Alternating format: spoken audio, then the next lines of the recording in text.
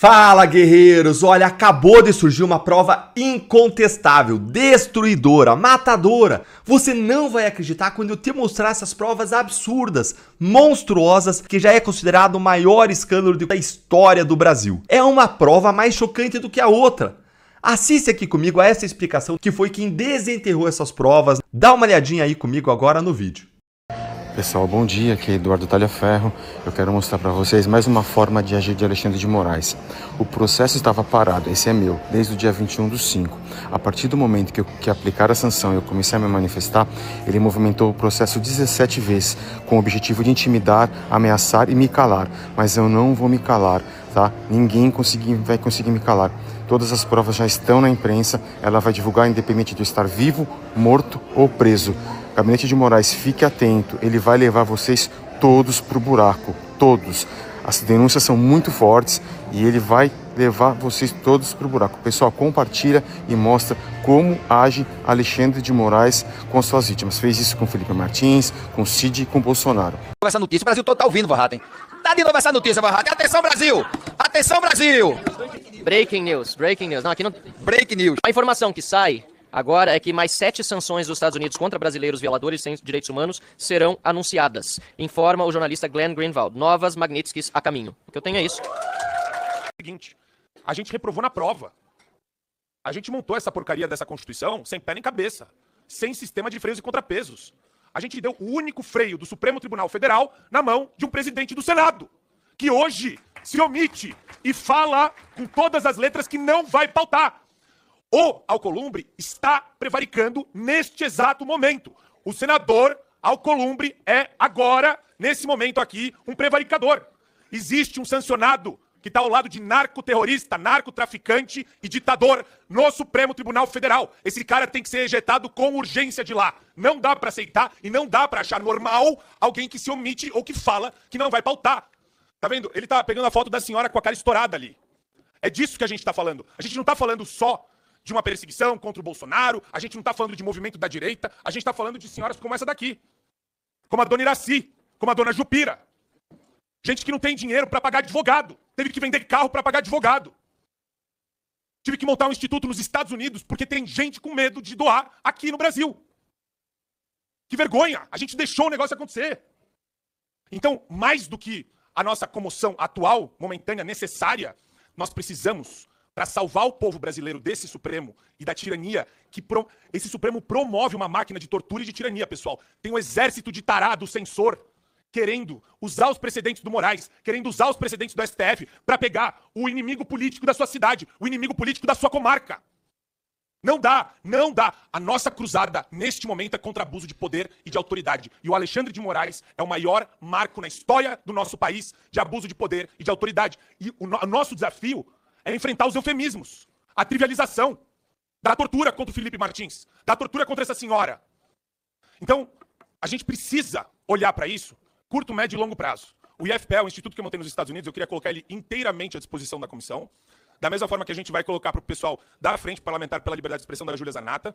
A gente tem uma equipe já com 2.000 voluntários. A gente precisa também de ajuda e de apoio. A gente está pegando essa ajuda e esse apoio com empresários que são verdadeiros heróis aí no meio dessa trajetória tão difícil.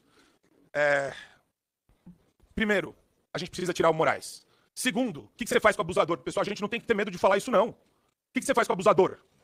Cadeia. A gente tem o luxo, hoje, de ter todas as decisões que não são decisões judiciais, são meras ordens abusivas com papel timbrado do STF. É importante a gente romper esse paradigma. Não é decisão judicial. É uma decisão judicial trans. É uma ordem abusiva que tem o papel timbrado e tem a assinatura dele. Por que é bom isso para nós? Porque todos os crimes têm a assinatura dele, tem a digital dele. Ele não pode alegar ignorância, ele não pode alegar desconhecimento.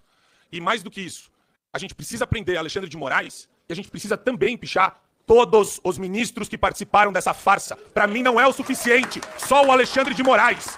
Todo mundo, Barroso, Gilmar Mendes, montaram uma quadrilha no sistema de justiça brasileiro no Supremo Tribunal Federal. Existe hoje uma organização criminosa no Supremo Tribunal Federal. E é isso que o Eli e o Davi Agap estão mostrando pra gente hoje, com todas as letras, com todas as provas. Oi? Gino também, pelo amor de Deus. Todo mundo que tá lá. Existe. A Carmen Lúcia é censora. Censora inequívoca. Então, queria colocar o IFP à disposição de vocês. Esse é um assunto que me empolga. Eu, desde o começo, gosto de desautorizar tirano. Marcel Van Hatten, quando foi bloqueado o X no Brasil, e colocaram a multa de 50 mil reais, Marcel Van Hatten, eu, Eduardo Bolsonaro, Nicolas, pessoal, a gente faz uma coisa que muita gente chama a gente de maluco, né? A gente postou um meme, pega aqui os 50 mil reais, Alexandre. Agora, a gente precisa fazer isso constantemente. Ele tem que se tornar um grande meme, um grande pária. A gente tem que isolar o Alexandre de Moraes. A gente precisa, e eu gostaria de saber se dá para providenciar isso por meio da comissão, eu queria saber como ele recebe a remuneração dele. Eu tenho o dever como cidadão, e eu tenho o direito como cidadão, de saber como que o ministro recebe. Isso é interesse público. A remuneração dele hoje, a gente precisa ser informado sobre como é sustentado um sancionado pela Magnitsky. E quem sustenta também entra como alvo, porque se ele está recebendo algum dinheiro e ele é uma pessoa sancionada, eu acho que a gente precisa saber se existem meios evasivos que ele está utilizando de terceiros.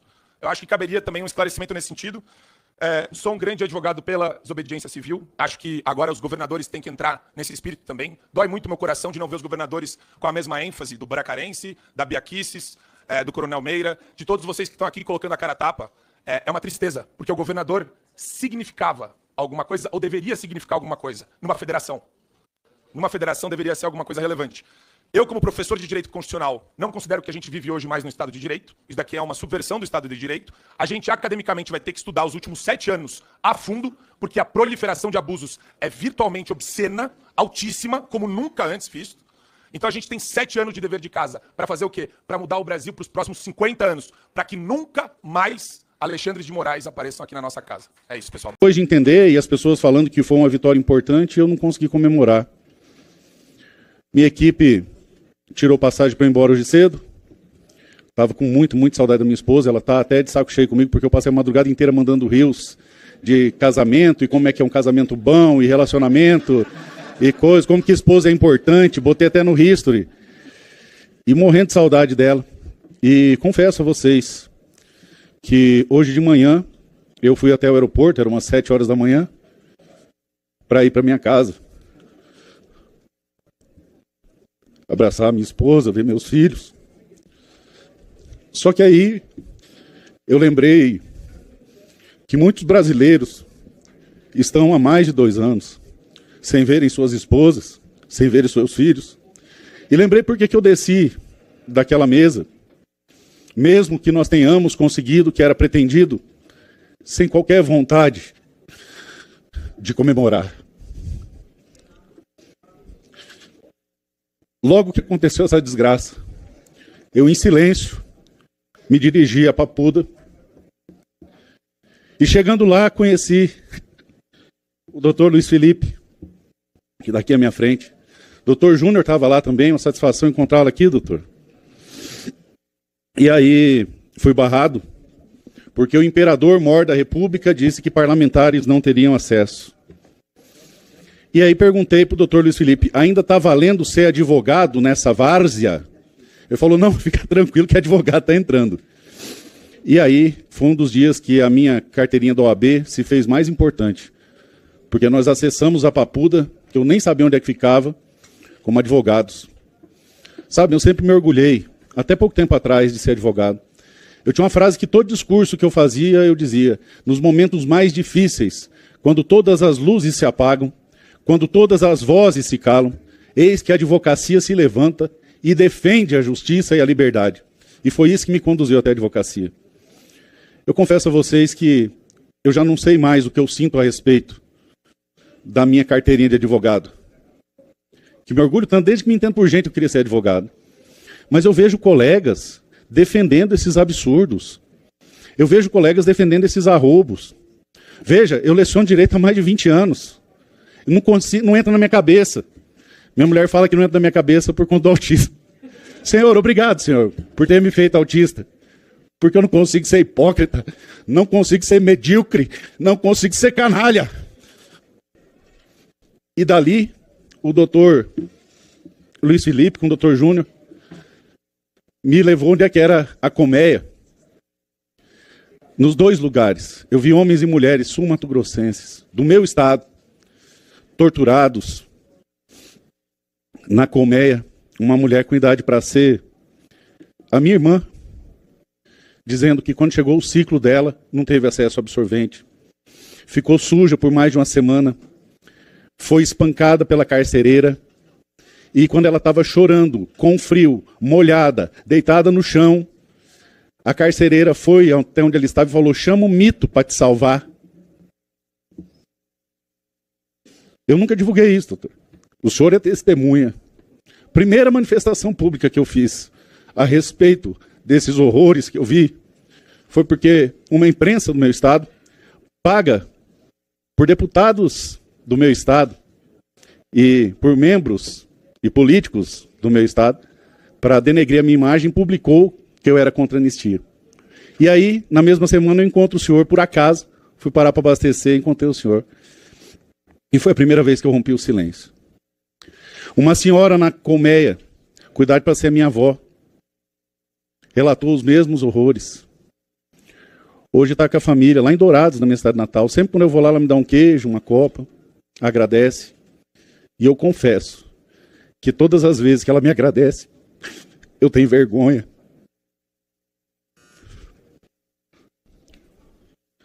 Outra, cuidar para ser minha filha, nas mesmas condições. Na Papuda, homens que poderiam ser meu pai, o meu avô, o meu irmão, o meu filho. E é isso que eu vi neles. Daquele dia, ou daqueles dias fatídicos em diante, eu não tive mais um dia tranquilo na minha vida. Porque todo dia dos pais, eu via meu pai entre eles. Todo Natal, eu pensava deles. E por muito tempo, ouvi dos meus pares: a política é a arte de negociar, a política é a arte do possível, estamos fazendo o que dá para fazer. E sempre me mantive em silêncio, perfil colaborativo, sempre respeitando o decoro. O decoro, grande decoro, maravilhoso decoro. Enquanto todos aqui muito decorosos, outros, apesar de decorosos, corruptos e ladrões, meus irmãos pereciam no cárcere, como perecem até hoje. Então hoje de manhã eu não me senti merecedor de entrar naquele avião, porque eu sabia que eu precisava mais uma vez estar aqui, para mais uma vez tentar fazer alguma coisa. A Rede Globo foi até mencionada nas provas, nas evidências e documentais do Mike Pence, como sendo uma grande amiga dessa censura internacional. É muito curioso. E eu apostaria até o meu mandato que hoje, no Jornal Nacional, eles vão completamente ignorar o que está acontecendo aqui. O que está acontecendo no Brasil é uma história que está chocando o mundo inteiro. É algo que eu não esperava.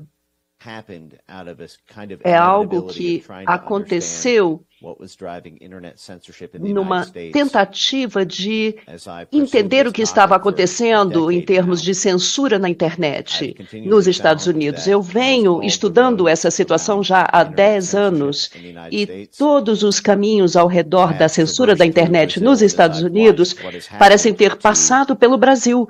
E à medida que eu observo o que acontece no Brasil,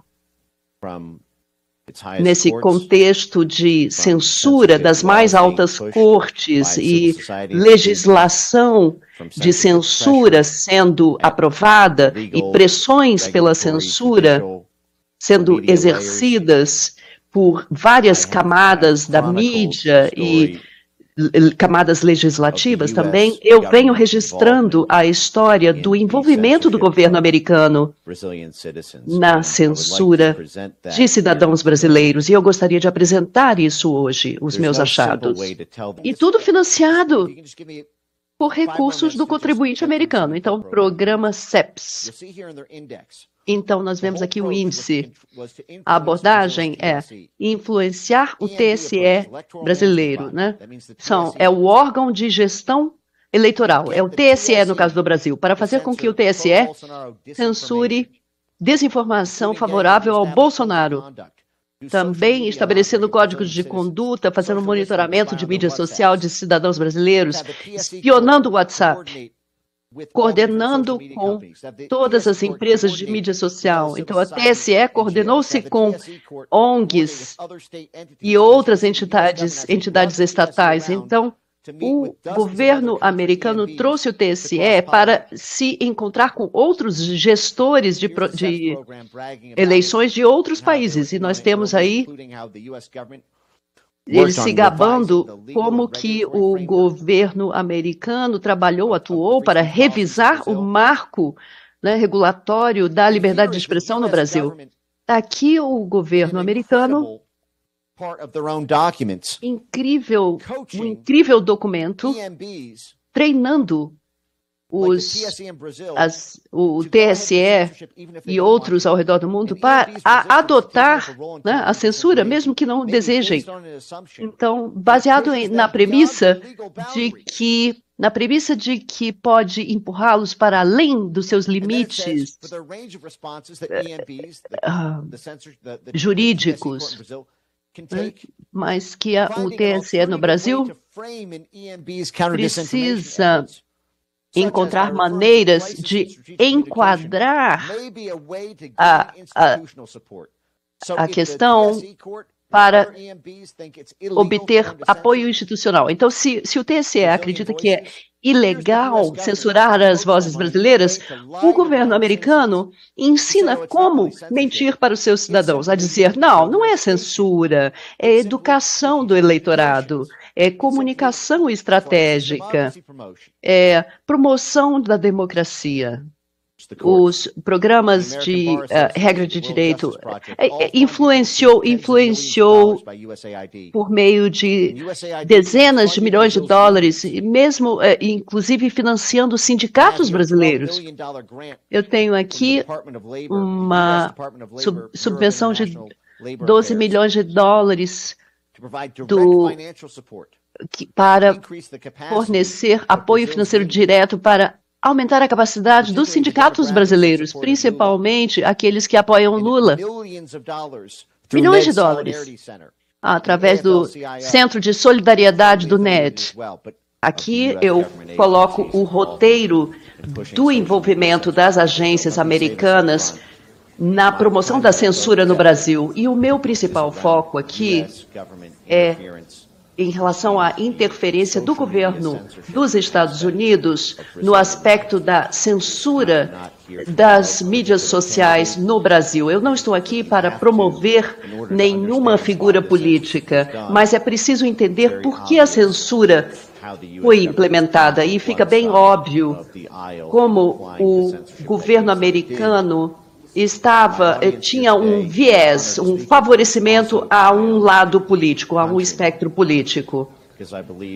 Eu acredito que a história de como os dólares americanos foram empregados para violar a primeira emenda da Constituição, e ao invés de exportar essa primeira emenda da Constituição, nós acabamos por exportar uma violação absoluta da primeira emenda. Eu falo também para os meus conterrâneos. E o principal foco da minha apresentação será a rede em torno da USAID, que é a Organização dos Estados Unidos para Desenvolvimento Internacional. Algumas pessoas conhecem como uma agência de ajuda, devido às letras A e D, aid, ajuda, mas não é isso que a agência proporcionou ao Brasil, não proporcionou ajuda. AID é Agência para Desenvolvimento Internacional, e o que essa agência faz é o desenvolvimento de ativos e instituições que são instrumentalizadas pelo governo americano para manipular questões políticas em países estrangeiros. Então, nós vimos aqui um aumento significativo de recursos entre 2019 e 2023, coincidindo com o período do presidente Jair Bolsonaro. Então, nós vemos uma duplicação do volume de recursos, atingindo 68 milhões de dólares em 2019, quando o Bolsonaro assumiu o governo, ou seja, uma duplicação do volume de recursos assim que Bolsonaro assumiu. Anteriormente, esses volumes jamais excederam 46 milhões. Então, nós temos aqui o maior volume de recursos gastos pelos Estados Unidos no Brasil, assim que Bolsonaro assumiu. Então, nós vemos aqui um total de 87 milhões de dólares, quase 3 vezes o volume em meados do mandato do presidente Bolsonaro. E após o fim do mandato, uma redução de volta aos valores normais. Então, esse é a base de dados de gastos públicos. Então, o que eu estou tentando enfatizar aqui é que não é que o governo americano acreditava que, quando o Bolsonaro ganhou a eleição, que o Brasil precisava de 3 vezes o volume de ajuda. Não é isso. O que foi feito é 3 vezes o volume de recursos foram gastos para desenvolver os recursos, os ativos que seriam utilizados para atacar o governo. É bem conhecido que a administração do presidente Biden interferiu na política brasileira.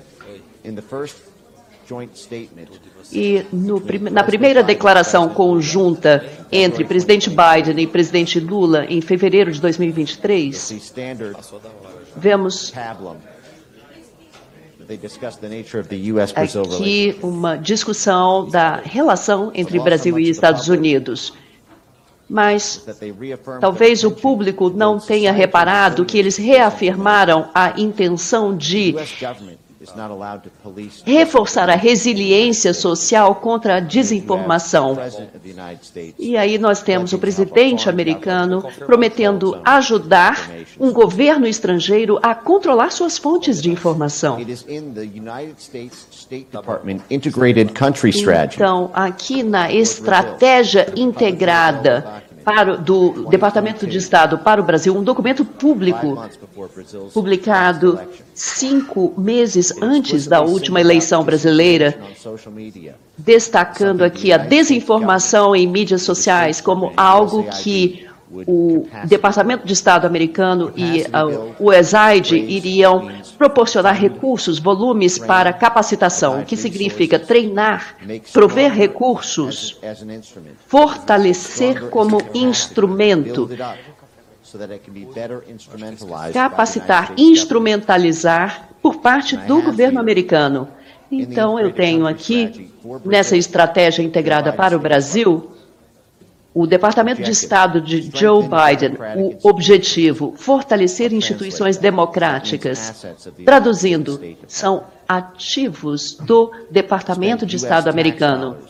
Dólares americanos para apoiar organizações no Brasil. Destacando que a polarização política e o declínio do discurso político, termos muito nebulosos, servindo como justificativa, ou seja, uma confissão por parte do Departamento de Estado de um financiamento de organizações de censura no Brasil, ou seja, desinformação durante eleições e em mídias sociais são uma ameaça às instituições. E os Estados Unidos vão apoiar as instituições democráticas brasileiras, ou seja, empregar recursos, fornecer capacitação, engajar especificamente com relação a eleições. Então, nesse artigo do Financial Times, destaca-se que houve uma campanha secreta e articulada por parte do governo de Joe Biden, incluindo os militares, a CIA, o Departamento de Estado e o Pentágono e a Casa Branca.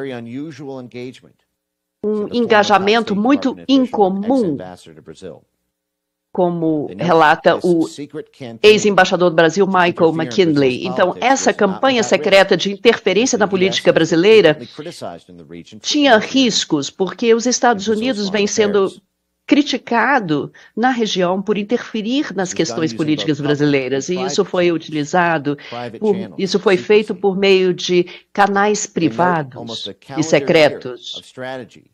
Praticamente um ano de estratégias implementadas entre Casa Branca, Departamento de Estado, CIA, USAID, Pentágono. Além disso, algo que me preocupa muito como americano, cidadão americano, os Estados Unidos também ofereceram ajuda no processo eleitoral para obter componentes, especialmente semicondutores, utilizados nas urnas eletrônicas. O embaixador Anthony Harrington utilizou-se de conexões com a Texas Instruments para oferecer semicondutores ou atender às necessidades de semicondutores. E o Departamento de Estado também priorizou a necessidade brasileira de semicondutores oferecidos pela Novaton, uma companhia, uma empresa taiwanesa. E o Departamento de Estado americano, para manipular o processo eleitoral em um país estrangeiro, desviou carregamentos para os Estados Unidos para construir urnas eletrônicas contra o presidente democraticamente eleito. Então, a administração de Joe Biden não parou por aí. A CIA, que é precursora da derrubada de um governo, disse pessoalmente ao governo Bolsonaro para não questionar as urnas eletrônicas que o governo americano havia ajudado a instalar no país. E eu fico imaginando o quanto é difícil ser brasileiro e ver um país estrangeiro instalando componentes de urnas eletrônicas potencialmente fraudulentas, e o chefe da CIA, que sabe-se que atuou para derrubar dezenas de governos, né? E essa pessoa dizendo, então, não questione as urnas eletrônicas que nós acabamos de instalar no seu país. And it was that specific. The U.S. Central Intelligence Agency Director, a agência do diretor disse que os oficiais brasileiros deveriam parar o seu sistema de votação após o Departamento de Estado e o CIA Serves instalar essas máquinas de votação. Francamente, eu vejo que isso é uma abordagem internacional. Um mês depois disso, foi o mandato do secretário de Defesa Lloyd Austin para poder forçar o chefe da CIA, do militar americano,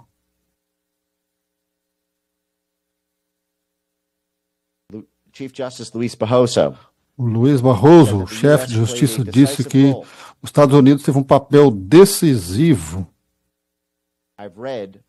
Eu li que há membros do governo brasileiro e da sociedade civil do Brasil que se comunicaram com as autoridades americanas, organizações da sociedade civil americana, para poder ter o caso no Brasil. O presidente do STF no Brasil, ele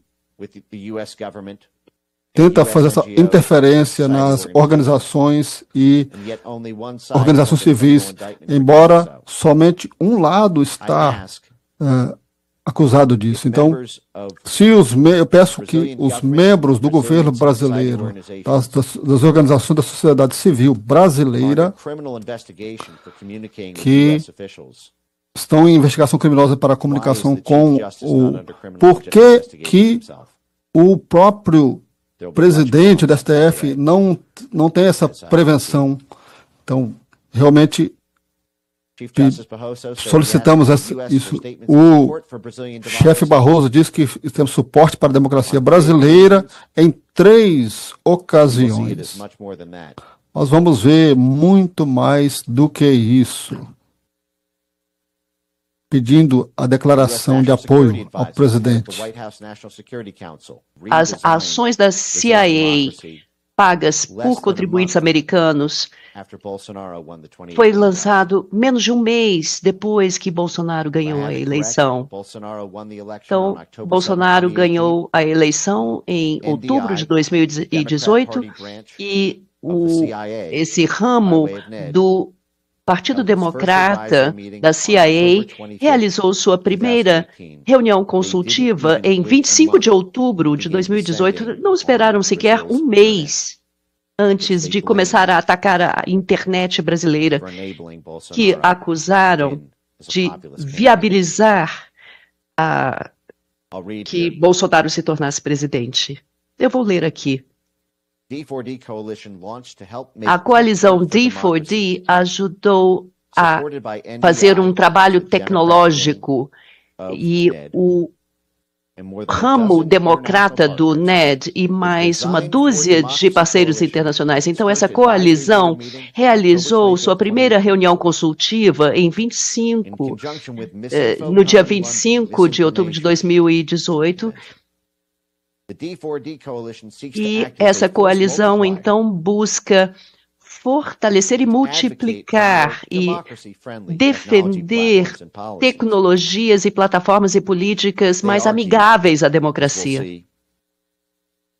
E eles argumentaram que o novo teste para a democracia não é a liberdade de expressão, e sim a censura, o silenciamento de quem quer que questione as instituições democráticas, que são ativos do Departamento de Estado americano. A ideia de que a CIA se envolveria com a censura da internet em um país estrangeiro porque o partido político errado acabou assumindo o poder, né, e incapazes de jogar um jogo limpo, que trabalhariam com empresas de tecnologia americanas, que teriam conferências ao redor do mundo para formular soluções de censura à internet, para controlarem a informação política que seria compartilhada. Isso deixou uma cicatriz profunda, me deixou com uma cicatriz profunda. Nós temos aqui reuniões diretas entre o ministro Barroso e NDI, dentro do Brasil, arquitetando para controlar o ambiente de informação em torno das eleições brasileiras. Então, é um crime, se houver, ou melhor, se houver uma investigação criminosa de membros da sociedade civil brasileira ou ONGs, de articularem com membros do governo brasileiro, então, por que o ministro Barroso não está sob investigação criminal? Então, no comitê diretor, eu destaquei aqui o IFES, a Fundação Internacional, e eu fiquei chocado observando ao longo dos últimos 7 anos a IFES, financiada pelo contribuinte americano, organizando reuniões de planejamento de censura entre membros do governo americano e do governo brasileiro, arquitetando atividades de censura. Um tweet público, IFES Brasil, financiado pelo contribuinte americano, um ramo do NED, ramo do NDI, organizou 2 dias de discussões relativas às eleições brasileiras. Temos aqui o presidente do TSE. CEPS é financiada pela USAID, Agência Americana para Desenvolvimento Internacional, direcionada pelo Departamento de Estado e implementado pelo NED. Então, todas as organizações de soft power americanas envolvidas nesse programa de desinformação, censura à desinformação, atuando junto ao Tribunal Superior Eleitoral. Então, nós temos o USAID, Departamento de Estado, e todo esse mundo, esse universo do NED, né, atuando aqui. Carnegie Endowment for International Peace, também financiado pelo USAID, escreveu isso aqui. Quando o STF baniu o X e confiscou ativos do Starlink. Musk é uma ameaça maior aos brasileiros, à democracia brasileira e americana, do que o Putin ou o regime comunista chinês. E reclamando que é difícil atacá-lo, né, ou derrubá-lo, porque ele é muito resiliente a controvérsias políticas. Então, nós temos o contribuinte americano financiando isso aqui, né, e o Carnegie Endowment for International Peace, onde está atualmente o Dean Jackson. Isso é revoltante como cidadão americano, e eu tenho vergonha que isso tenha sido exportado pelo meu país ao Brasil. Ex-diretores de uma agência de inteligência estrangeira, como podem compor um conselho consultivo no TSE para combater e identificar postagens no Brasil? Então, são dezenas dessas organizações são financiadas aqui pelo governo americano. É um verificador, um assessor do TSE na censura de brasileiros. É aqui uma amostra de como a EIVAS se promove. Estão ensinando ao STF como censurar a internet, assim como censuraram a internet americana 2 anos antes. Estão capacitando-os e formando parcerias de forma que o TSE vai derrubar o que o Atlantic Council indicar que deve ser derrubado.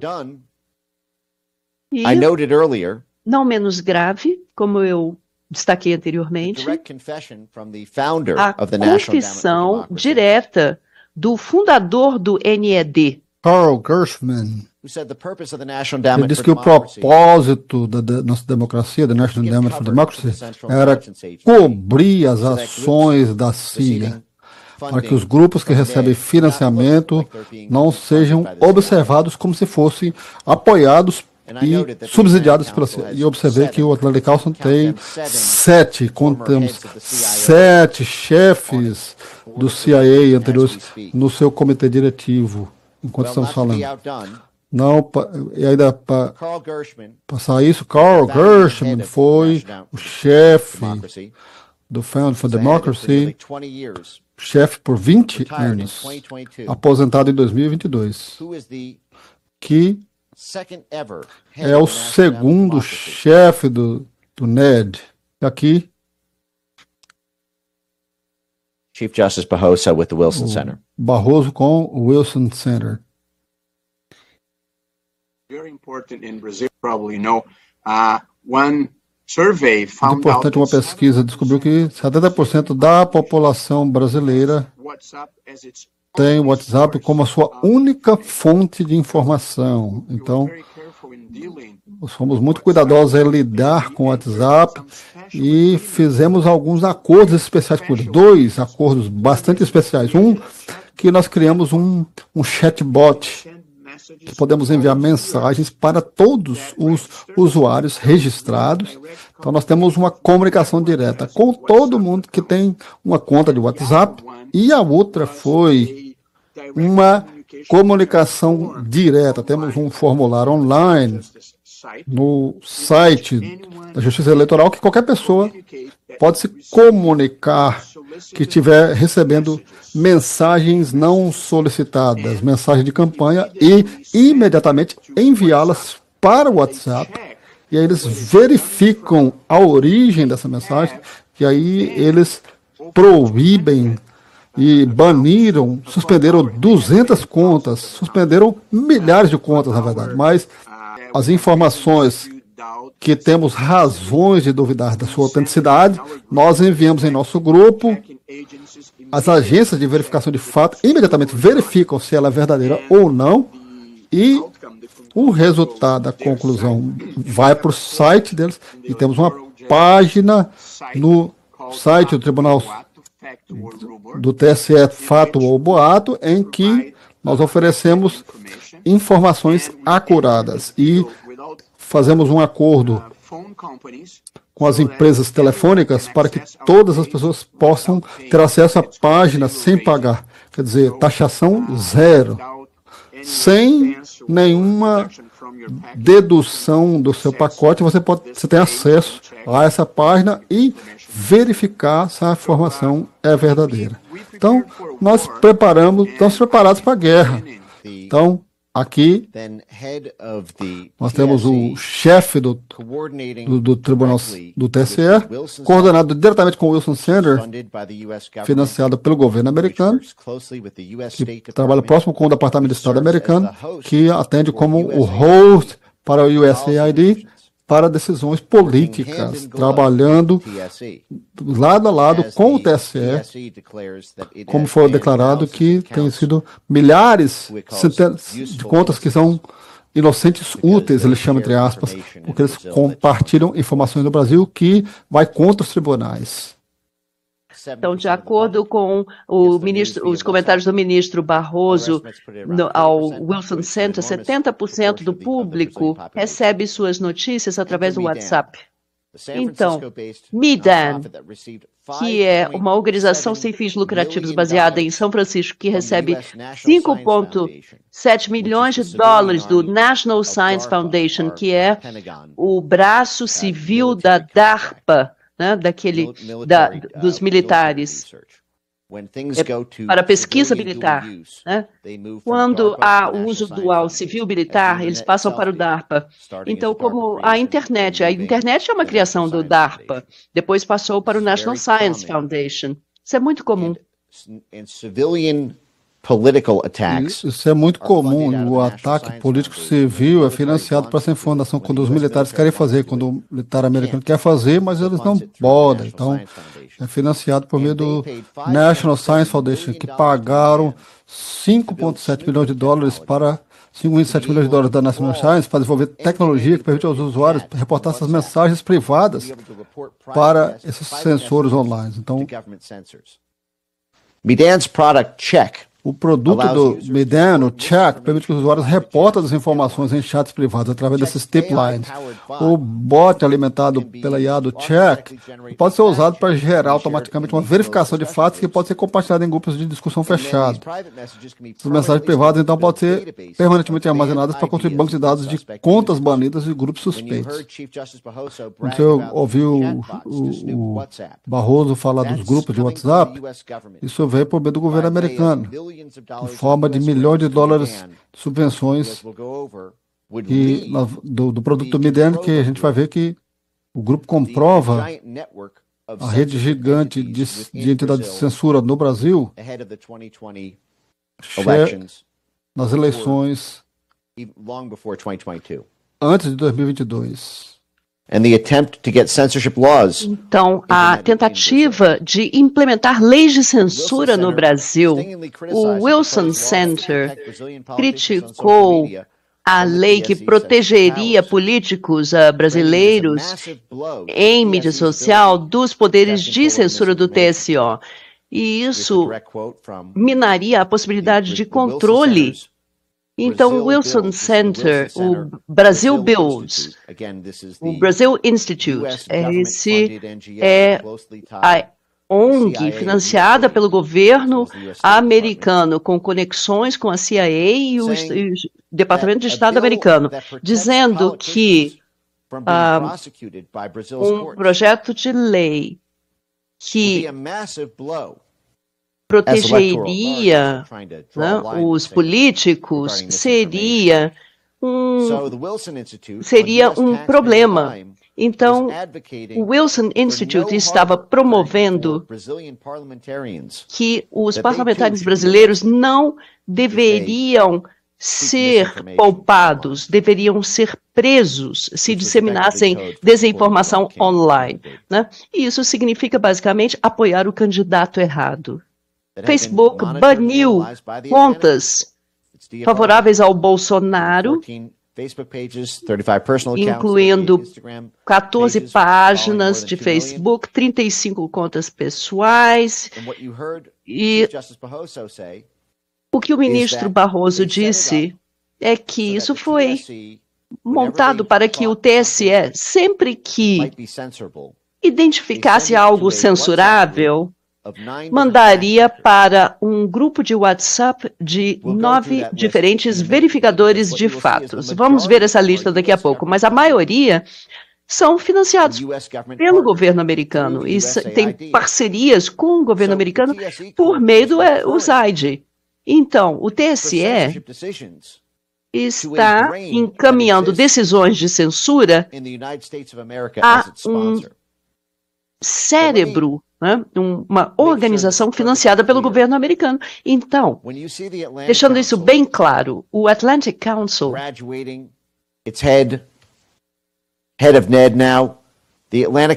chefe do NED, com uma relação especial com o TSE, como verificador especial, podendo tomar decisões de remoção de conteúdo em nome do TSE, enquanto recebe financiamento do Pentágono, né? Quando você vê o Facebook removendo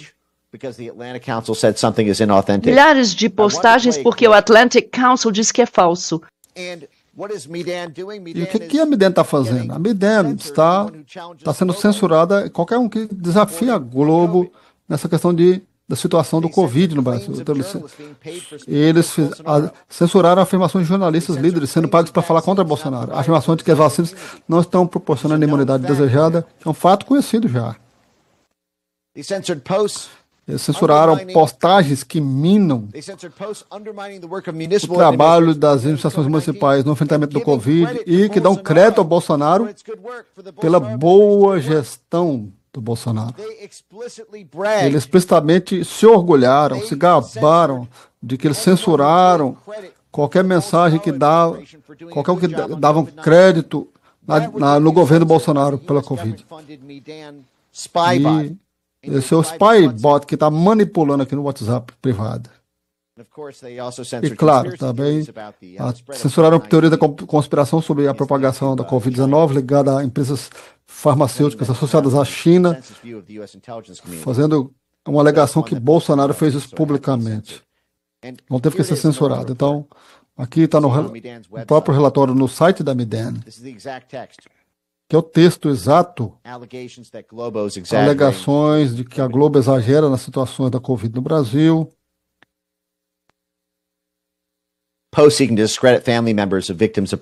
mensagens relacionadas durante a brutalidade de batidas nas favelas, fake news, mostrando vários governos, programas de espias em manifestações pró-Bolsonaro,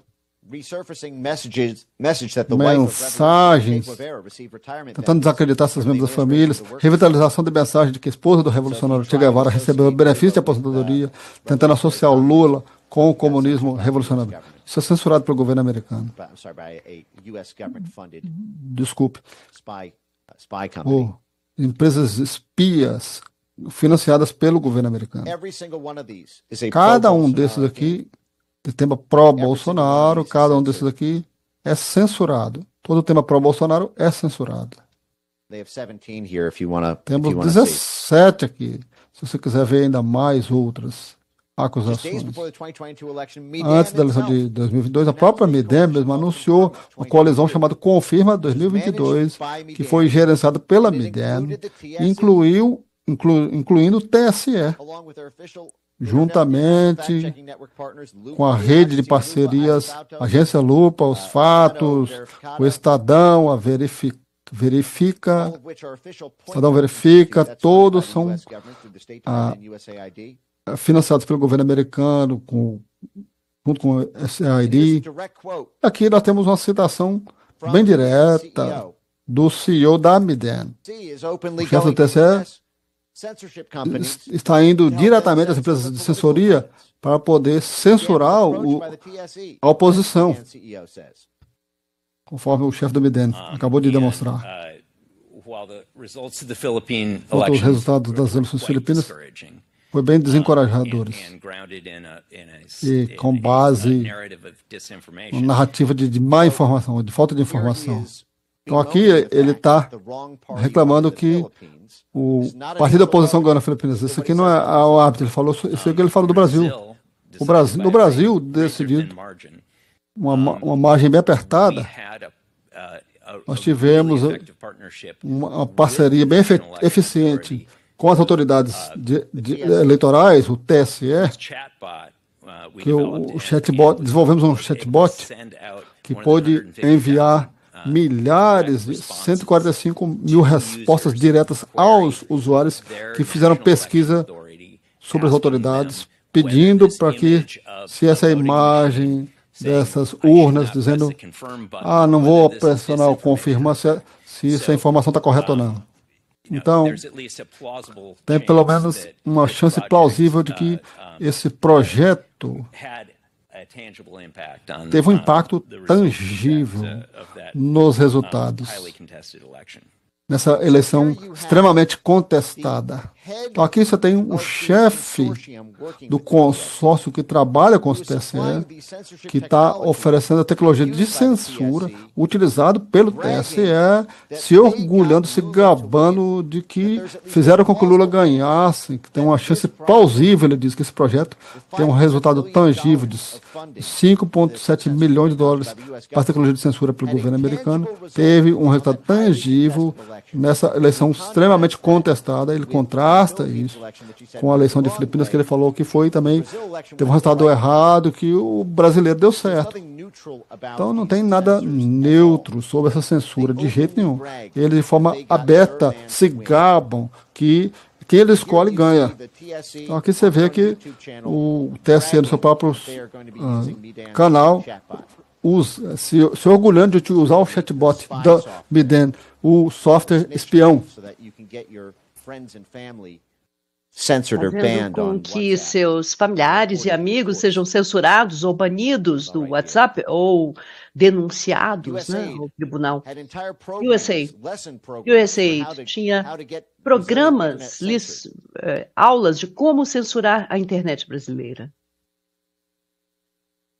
Gravíssimo. Porque é a demonstração clara da interferência do Partido Democrata na democracia brasileira, na tentativa de interferir no processo eleitoral do Brasil. Essa é a realidade. E pelas provas dadas pelo Mike Pence, não foi uma tentativa. A tentativa deles foi muito bem sucedida. Esse complexo industrial da censura que nós estamos vivendo no Brasil ao longo desses últimos anos é obra direta do Partido Democrata dos Estados Unidos para interferir na democracia brasileira. E agora o governo Lula tentando arrogar para si a defesa da soberania nacional brasileira, quando, por tudo que nos mostra o Mike Pence, a eleição do Lula só foi possível por conta desse complexo industrial da censura criado no Brasil para calar os eleitores de Jair Bolsonaro, censurar as redes sociais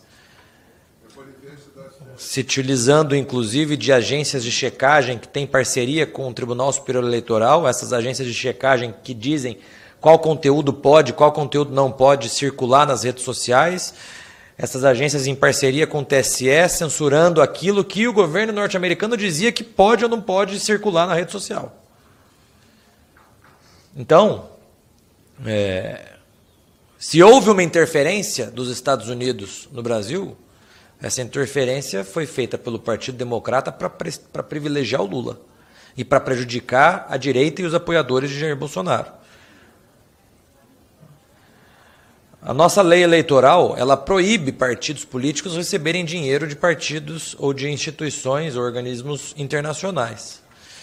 Mas esse complexo industrial da censura, da forma com que ele foi montado, favoreceu diretamente a campanha do Lula, obviamente.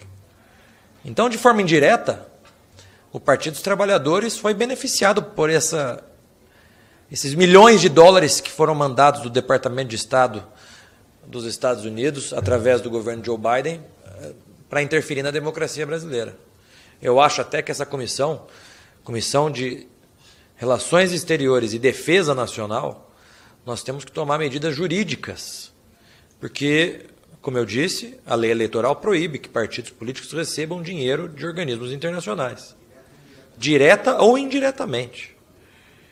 O PT foi beneficiado com esse complexo que o Mike Pence nos mostrou hoje. E, portanto, é muito lógico nós concluirmos que o PT recebeu indiretamente esses milhões de dólares que a USAID investiu no Brasil ao longo desses últimos anos para interferir no processo democrático brasileiro. Primeiramente, você acredita que sem a interferência dos Estados Unidos nas eleições de 2022 no Brasil, Lula da Silva teria sido eleito? Ou você acredita que essa interferência teve o condão de realmente chegar a alterar o resultado das eleições brasileiras? Você pode pegar isso direto da fonte.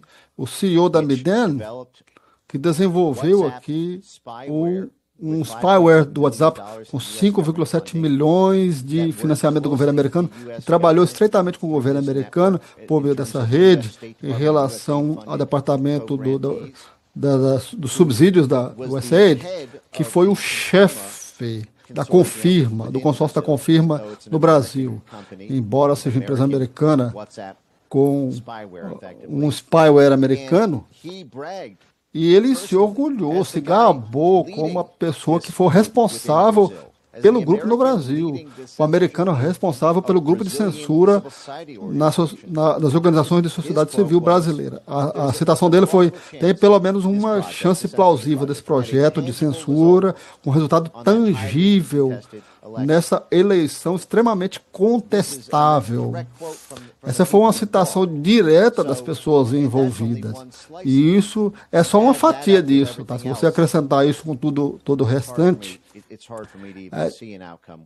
é difícil ver um desfecho contrário a isso.